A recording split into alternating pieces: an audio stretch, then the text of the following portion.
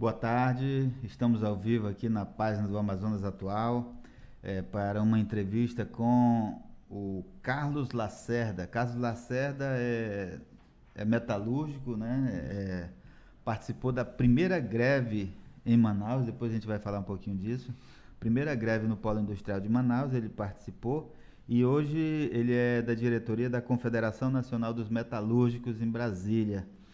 Nessa entrevista a gente vai falar também, principalmente, sobre essa questão da desigualdade regional, uma avaliação do Carlos a respeito dessa questão e também do Polo Industrial de Manaus, o que nos espera aí para o futuro e qual é a visão da Confederação Nacional dos Metalúrgicos em relação à geração de empregos e à continuidade do Polo Industrial de Manaus. Boa tarde, Carlos. Boa tarde, Valmir. Boa tarde a todos os companheiros e companheiras do Distrito Industrial. Boa tarde aos amazonenses e todos nós da região norte. Carlos, a gente começa por desigualdade regional, né? Eu queria que você fizesse um pouquinho do panorama do que representa essa desigualdade nesse contexto, né? Você estava me mostrando aqui uns dados do BNDES, que também depois a gente vai falar sobre isso, mas qual é o tamanho da desigualdade hoje no Brasil quando você olha para a região norte? Nós estamos completando esse ano 20 anos na Confederação dos Metalúrgicos. Nossa trajetória foi toda no Distrito Industrial. Eu completo 44 anos de distrito, né? 14 de Sânio e 30 de CCE. Então temos uma experiência e essa experiência nós levamos a Brasília, como eu falei há pouco, há 20 anos, controlando todos os metalúrgicos do Brasil, através da Confederação, e lá nos deu essa oportunidade, essa visão de ver que esse Brasil é muito desigual. Eu até te digo, amigo, o Brasil não conhece o Brasil, né? O que passa da nossa região? Nos jornais, nos grandes telejornais, é quando vira um barco, quando tem uma rebelião de cadeia, né? Isso tem que passar, mas a região norte, o Amazonas, não tem só isso. Nós temos muito a contribuir com esse país, temos muito mesmo. Então a gente chega à conclusão de que a saída para esse país se tornar um país de primeiro mundo, passa pela questão da desigualdade regional. Temos que acabar com isso. Tem que ter o desenvolvimento regional, é fundamental para o desenvolvimento do nosso país. Pois você traz aqui um dado que é de 2016, né? Esses dados aqui é demonstrativo de gastos tributários, falando sobre a renúncia fiscal, né? Esse é um tema que a gente tem batido muito, inclusive aqui no Amazonas Atual, o nosso amigo Alfredo Lopes, né, que tem batido nessa tecla de forma sistemática. Nós temos aqui uma parceria com o CIEAN, também o Centro da Indústria do Estado do Amazonas, que tem mostrado que essa renúncia fiscal que todo mundo reclama da Zona Franca de Manaus não significa nada quando você compara com as outras regiões, né? E aqui você traz um dado que diz que a região norte tem só 13% de renúncia fiscal, enquanto o sudeste tem 52,14%. Você colocou muito bem. Eu tenho em Brasília acompanhado o trabalho do Alfredo, o trabalho do Centro das Indústrias, junto com a FIEAN, né? É um trabalho muito importante que, mesmo sendo desenvolvido dentro do setor empresarial, mas é um trabalho que também se preocupa com a geração de emprego. Então a gente vê, por exemplo, o BNDES. O BNDES é um banco de desenvolvimento do Sudeste, né? Ele não é um desenvolvimento social, porque em 2016 ele destinou 22 bilhões para São Paulo. Eu não vou aqui dizer que São Paulo não mereça, é um grande estado, mas também não pode destinar 320 milhões para o Amazonas. Aí vai 20 milhões para o Acre, 15 para Rondônia, entendeu? Parece até que nós não somos parte desse país, né? A nossa região norte não faz parte do Brasil. Então, o Brasil tem que aprender, tem que saber que as riquezas naturais e o futuro desse país está aqui. Vou lhe dar um exemplo.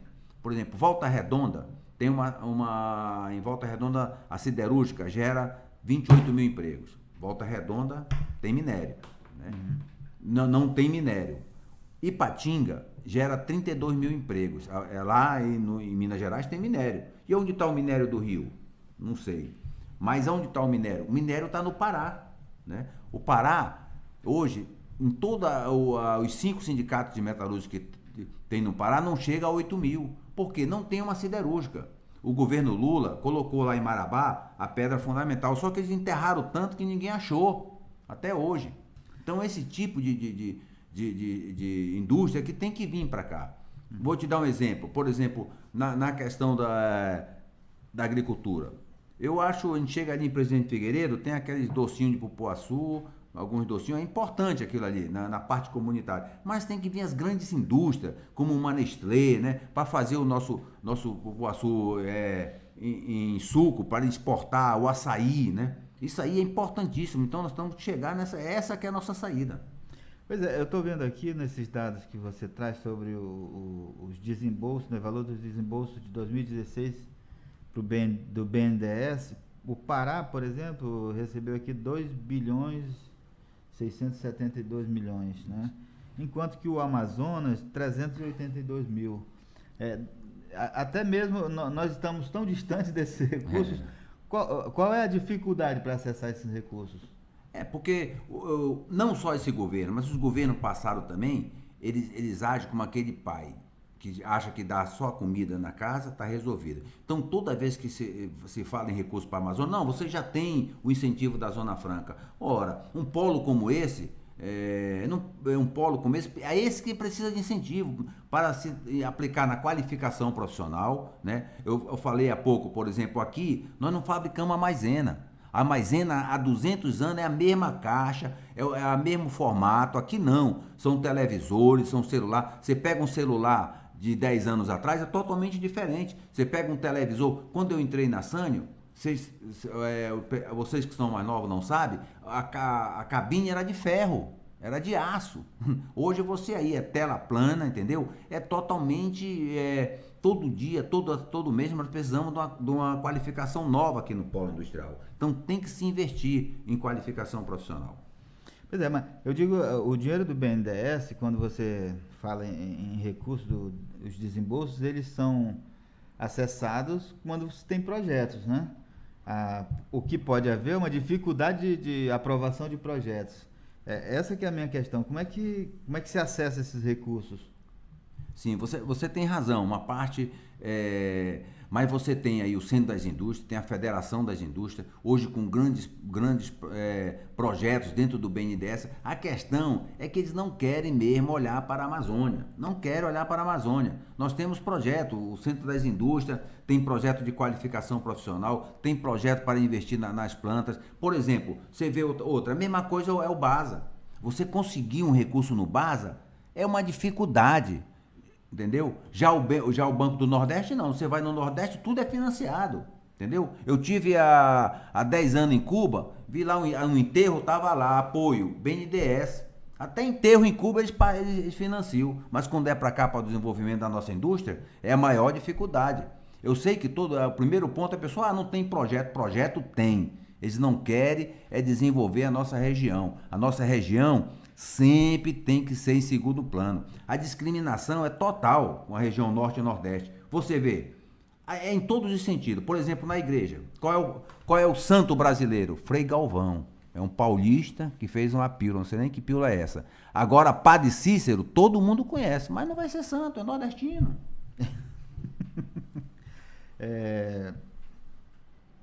Qual é hoje o grande problema do polo industrial de Manaus? Você já falou dessa questão do investimento em mão de obra, em qualificação profissional. Nós temos aí uma lei que estende os benefícios fiscais até 2073, né? E que você disse que não é suficiente. Onde é que está o nó para a gente voltar, por exemplo, a ter uma geração de emprego como teve há uma década atrás, mais ou menos?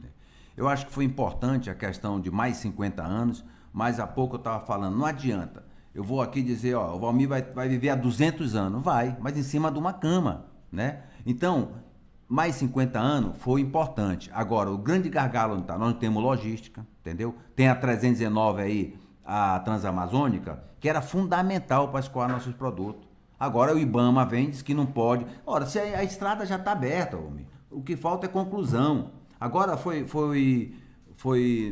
vão fazer tapa-buraco. Pô, aquilo ali tem mais. Tu já viu o cara tapar tábua de pirulito? É difícil, entendeu? Tem que ser conclusão. Então a logística é um problema muito grande na Zona Franca. Nós temos aí apenas um porto, né? Eu acho que devia se pensar mais num porto. Conclusão da 319. Eu acho que é importantíssimo. A logística, ela acaba com 30% do desenvolvimento do nosso estado. Qualificação profissional é outro também. Temos que investir em qualificação profissional. Nós tivemos aí uma época que houve um investimento, mas agora está totalmente decadente. Não temos desenvolvimento nenhum nessa área. É importante isso aí também. Numa conversa anterior, a gente estava discutindo aqui, você falava que não adianta... Não dá mais para discutir o Amazonas isoladamente. Precisa se unir os estados do norte para fazer o que você disse que o Nordeste faz, né? Que é uma ação combinada, ali, uma ação conjunta dos estados para adquirir direitos e adquirir investimentos para a região. Como é que você pensa essa questão? Os empresários já estão pensando nisso. Através do Centro das Indústrias, do presidente Antônio Silva, eles já têm feito reuniões regional. Pará, Acre, Rondônia. Os trabalhadores, através da Confederação do Metalúrgico e de algumas centrais também. Hoje nós já temos a Federação do Norte dos Metalúrgicos, já temos a Federação do Policial Civil da região norte. Agora o que falta? A questão política se unir. Por exemplo, você tem aqui no Amazonas 8 deputados federais.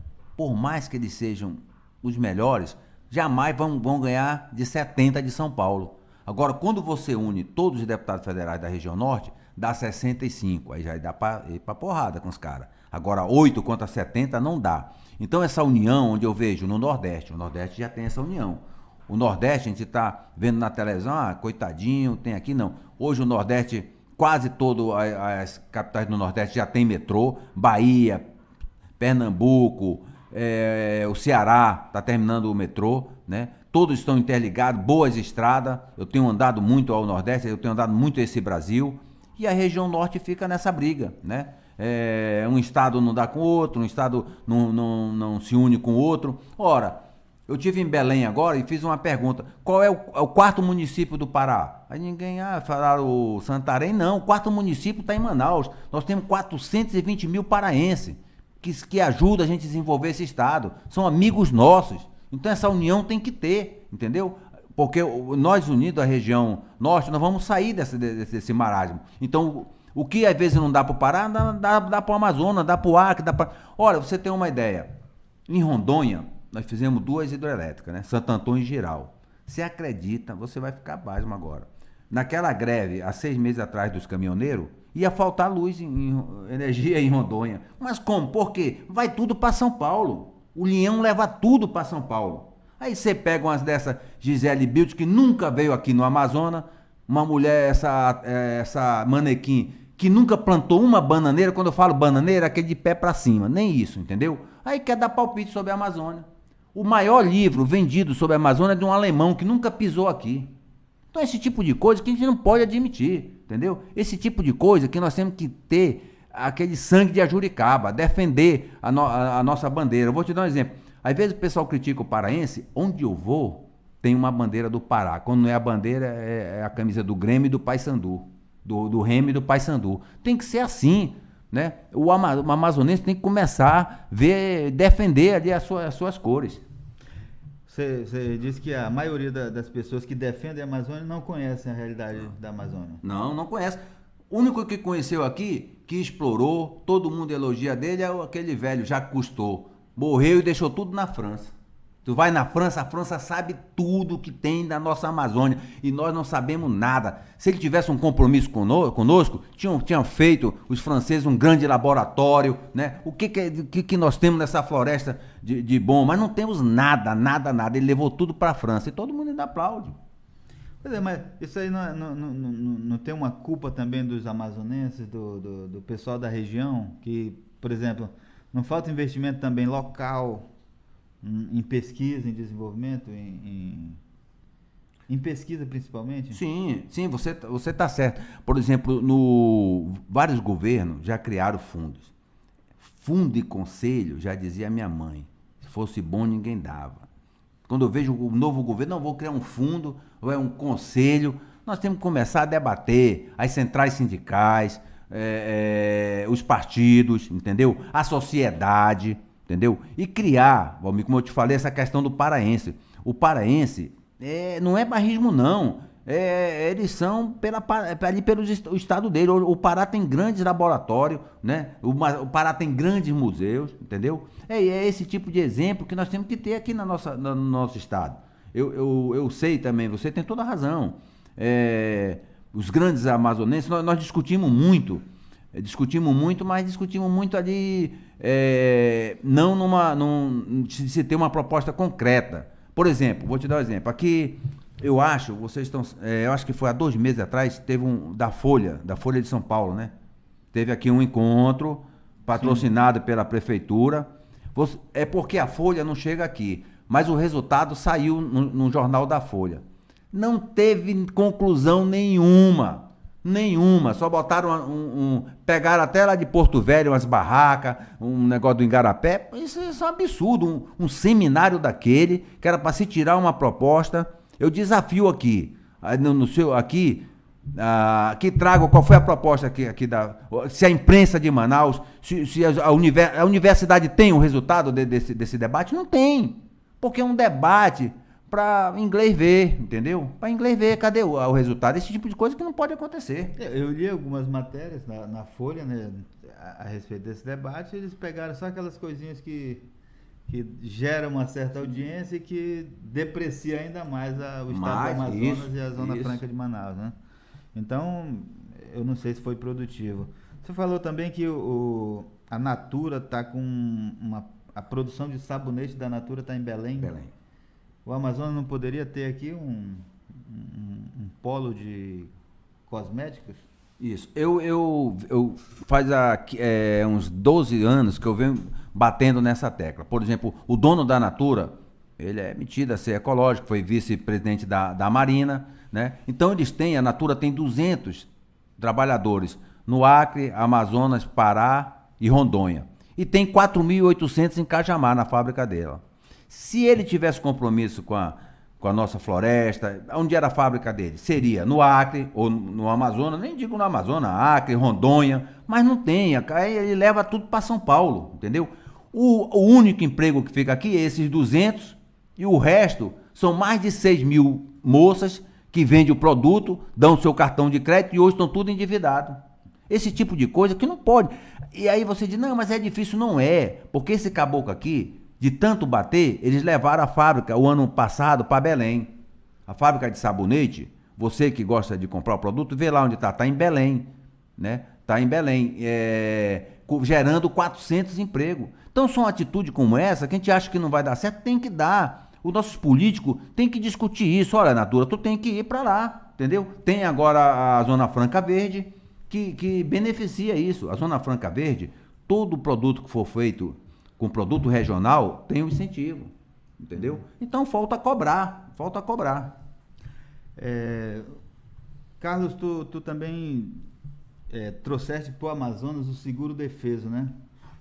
E hoje esse seguro defeso está, inclusive, aí em volta com um processo, o Ministério Público denunciou já várias pessoas de desvio de recursos e tal.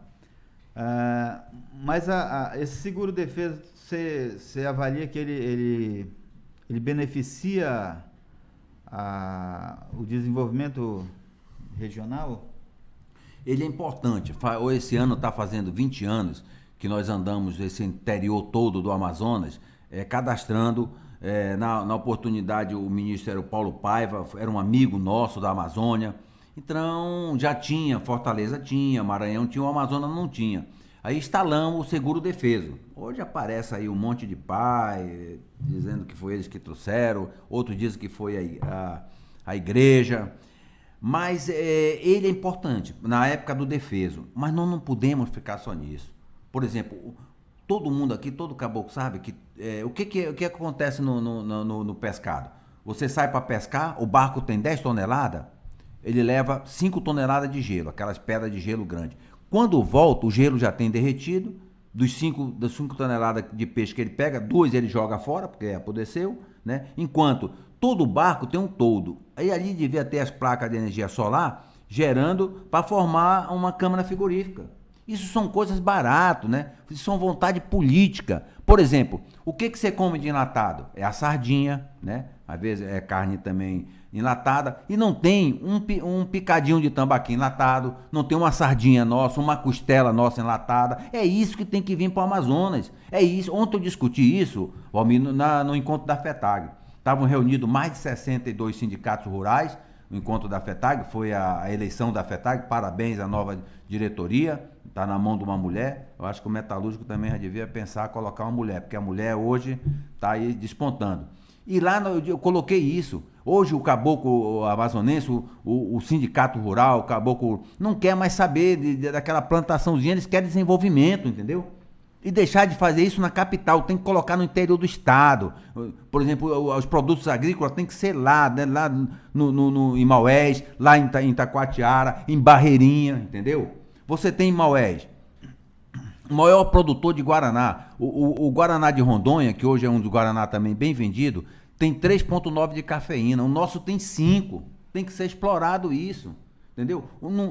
Olha, o que me pede quando eu vou de Manaus, o pessoal diz, olha, traz o Guaraná de lá, traz o Guaraná de lá. Quer dizer, nós temos bom, agora fica só aqui dentro, né? Nós temos o Guaraná Real, Baré, tudo, mas são aqui dentro, nós temos que começar a exportar isso.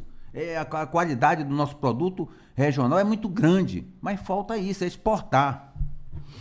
Hoje a Recofarma exporta o xarope de Guaraná para todo o Brasil, né?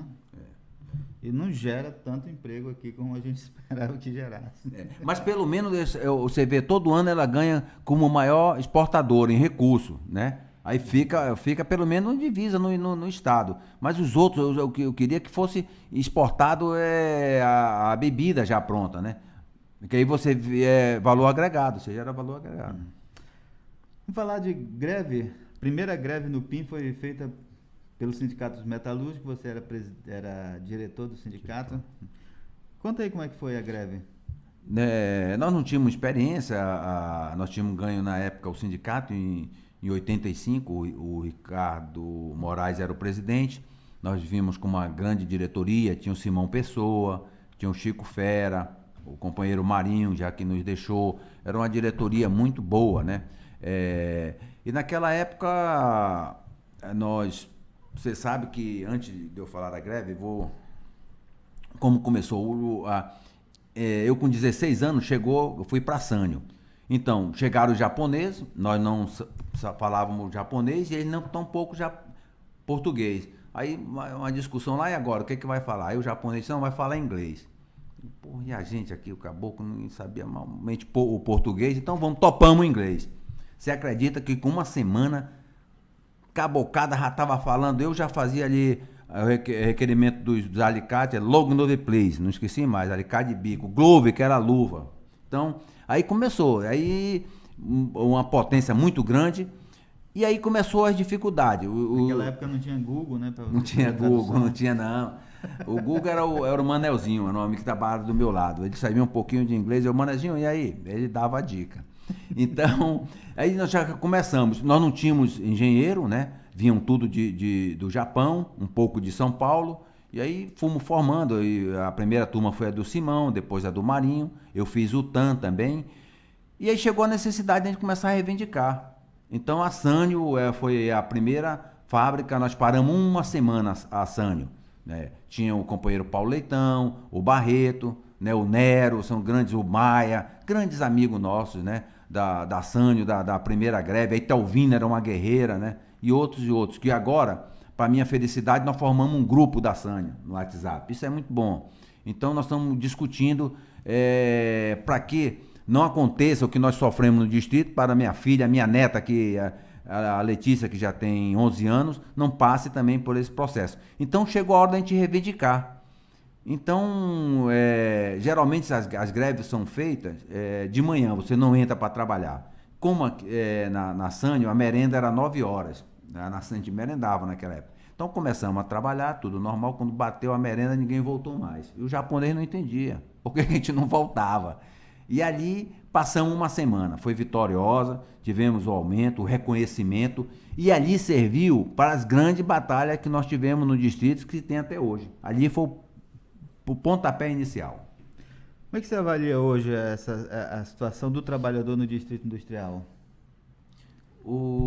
Eu vejo o seguinte, do nosso tempo para cá, foi porque o distrito ele já começou com uma tecnologia bem avançada. Nós já tínhamos naquela época alguns robô dentro da Moto Honda, a soldagem da Sanyo, das outras empresas já era automática, mas o celular trouxe uma grande tecnologia. Também as grandes fábricas coreanas agora também com nova tecnologia. Eu vejo uma oportunidade muito grande, né? É uma necessidade, volto a falar, de qualificação profissional. Hoje nós já temos aí 40 para 55% do distrito já tem um curso superior, na minha época não tinha, né? Isso é muito importante isso.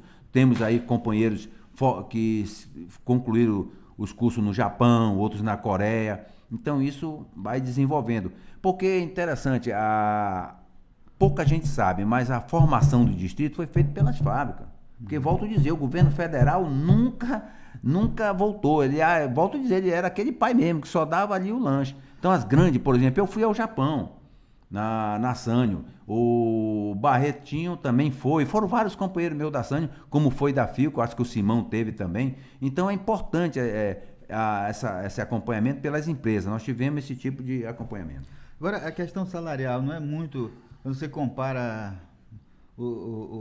a média salarial do Amazonas com a de São Paulo, não é muito baixo ainda? Pelo que as empresas ganham e lucram aqui, quando a gente vê também o faturamento das empresas?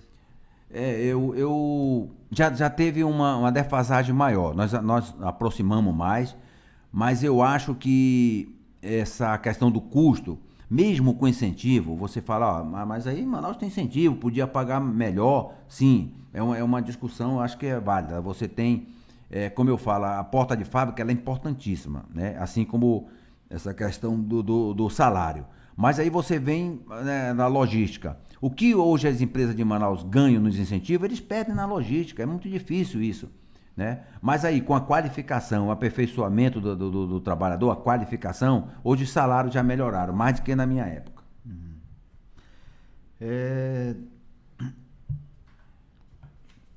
Então é isso.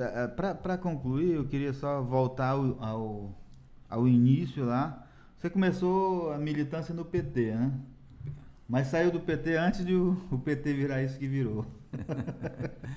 Começamos no PT. Aí depois passamos pelo PCdoB, junto com, na época, o Mário Barros era do PCdoB, nós militamos, fizemos o primeiro jornal operário do PCdoB. O Mário Barros, que hoje é do PSDB. Do PSDB. Era um companheiro, ele trabalhava na área de escritório, mas mesmo assim nós tínhamos um relacionamento muito grande, né? Dentro da Sanyo. Aí quando o presidente, o companheiro Lula, teve aqui também, nós acompanhamos no julgamento dele, junto com a Fafá. Agora nós tivemos uma luta muito grande, que eu não podia deixar aqui passar, Valmir, a questão da minha preocupação, por exemplo, o polo de CD, né? É um polo sazonal e que praticamente acabou. Nós tivemos no polo de CD 8.000 trabalhadores. Hoje eu acho que tem 4.200, né? Com a pirataria. Isso aí também foi uma batalha muito grande nossa. Hoje, foram 2 pessoas presas por contrabando e pirataria no Brasil. O Lau, né, aquele chinês, e eu. Por que eu? Quando eu cheguei na Confederação, eu fiquei... Brasília ali tem a Feira do Paraguai com 400 barracas. Eu digo, peraí. Armei uma barraca em frente à Polícia Federal... Botei lá a faixa, vendo CD e relógio pirata. Quando deu 5 minutos, a segurança da Polícia Federal foi lá comigo. Pedi a nota fiscal. Digo, você vem pedir a nota fiscal de mim? Vai ali na Feira do Paraguai, que tem 400 barracas. Aí fui detido 9 horas da manhã e fui liberado só às 16 horas, que eu tive que prestar depoimento. Ali que deu início àquela CPI da pirataria. O Medeiro disse, olha, isso dá um escândalo, dá. Ali começou. Então nós tivemos a oportunidade de conhecer como o dono da Microsoft, porque eles ficaram muito sensibilizados, porque naquela época a pirataria você só falava no imposto que perdia, não emprego. Eu trouxe esse tema para dentro, porque 2 milhões de empregos, realmente perde por ano com a pirataria. E esse governo não faz nada, não faz nada. Entra CD, entra arma, cigarro, tudo entra ali pelo Paraguai. Tudo. Aí eu vejo o presidente não, da Polícia Federal, aí, o diretor da Polícia Federal, discutindo se ele está defendendo o Temer, se não dá, se no depoimento dele. Esse cara tem que cuidar das fronteiras, entendeu? Tem que cuidar das fronteiras. Hoje o nosso polo de relógio é um absurdo. Está com 30% só da sua capacidade funcionando. Relógio tudo pirata. Temos aí a Técnico, a Seiko, a Nelima. Nós fizemos boa qualidade no relógio, mas não estamos produzindo porque quem vai competir com pirata? O cara traz 10, 5 mil relógios numa mala. Esse que é o dever da Polícia Federal. Não está discutindo política, se apoia ou não apoia, entendeu? Vai para a fronteira, né? Vai barrar o contrabando que está tirando o emprego aqui da Zona Franca de Manaus. Agora, o CD é uma briga sem glória aí, porque com as novas tecnologias ele está acabando. Hoje, inclusive, teve uma cantora que veio aqui, né, fazer uma participação num programa que a gente tem de cultural. Ela disse que não gravou CD, ela colocou no iTunes e no Google Play, né, para vender a música dela, porque ela disse que não vale mais a pena você fazer CD. Né? Nem os piratas estão vendendo mais. Mas tem você vê, o LP tá voltando. Eu acabei de comprar minha vitrolinha, né? As coisas, como você falou agora do celular, tá voltando. Como é moda, a roupa também volta. Ainda tem. São mais de 4 mil empregos, e 4 mil empregos não são 40, nem 400. É muito emprego ainda que esse polo gera. Então esse polo tem que ser respeitado. Nós temos uma fábrica grande como a Sony, né? Porque aqui, quando você fala em CD, todo o Brasil está aqui, né? Não, eu estou falando isso porque, por exemplo, a maior loja de CD, que era a Bemol, tirou a seção, não vende mais CD e DVD, entendeu? As locadoras de DVD fecharam as portas. Quer dizer, ninguém está mais consumindo isso, está tudo na internet. Filmes você assiste aí à vontade, tem empresas que oferecem isso online, entendeu? Então, essa questão do polo de CD aqui, ou do polo de DVD, tem um futuro muito, muito curto ainda, né? Mas esse país é muito grande. Eu acho que ontem, eu assisti ouvi uma rádio, estava dizendo, por exemplo, acho que 40, não mais, 55% a gente chama, né, no bom sentido, é analfabeto digital. Então esse pessoal não vai acessar nada, esse pessoal vão comprar o nosso CDzinho feito lá. E aproveitar para comprar o desse ano do Garantido e do Caprichoso. Agora, eu sempre disse o seguinte, olha, quando o CD estava em alta e a pirataria era menor, os caras queriam cobrar na loja R$40 por um CD, né? Aí você ia no pirata e comprava 3. Então não dá para você também colocar um preço desse, né? Quando o CD saía da fábrica por R$1. Isso. Né? O mais caro do Roberto Carlos, R$1,60. Exatamente, saía por R$1 e a loja queria vender lá na ponta por 40 para o consumidor. Aí também não dá. Mas é que tá a mão do governo. É como o preço da gasolina, Isso, né? isso. Sai a R$1,50 da refinaria e chega a R$4,29 para gente. É a mão do governo. Por exemplo, olha, em cada 10 carros montados, o governo leva, em cada 10, o governo leva 4. Sem dar um prego na barra de sabão. Entendeu? Leva, pelo menos se esse imposto voltasse em educação, saúde, não. Leva e, não sei, bota em mala, bota em outros cantos, entendeu? É um absurdo. Do CD, de cada 10 CD fabricado, ele levava 5. É um absurdo. Mas aí, agora eu vou lhe cobrar, porque você é representante de um partido que tem força no Congresso Nacional e todas as leis para aumentar imposto no Brasil passam pelo Congresso Nacional. O Congresso tem culpa no cartório. Muita culpa. Por exemplo, você vê, no nosso partido, quer dizer, o imposto sindical souber acabar. Agora o fundo partidário não. Da igreja não, entendeu? Esse tipo de coisa que nós temos Temos um partido, temos, mas tem que ser, ter coragem para defender dentro, né? Se é para acabar com o imposto sindical, então acaba com os outros também. Ok, Carlos Lacerda, muito obrigado então pela tua participação aqui no nosso bate-papo do Atual.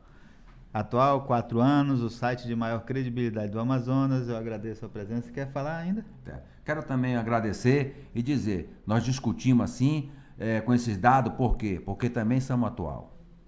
Ok, muito obrigado. Até outra oportunidade.